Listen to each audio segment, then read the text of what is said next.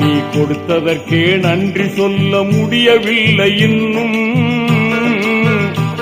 இதில் அடுத்தடுத்து கேட்பதற்கு அஞ்சுதே என் உள்ளம். யா அல்லாஹ் யா அல்லாஹ் சுப்ஹானல்லாஹ். யா அல்லாஹ் யா அல்லாஹ் சுப்ஹானல்லாஹ்.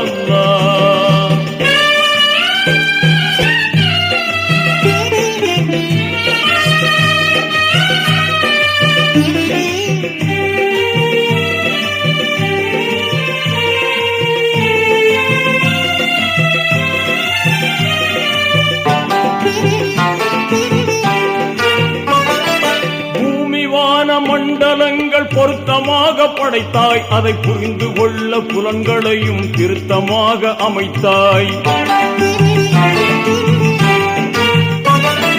பூமி வான மண்டல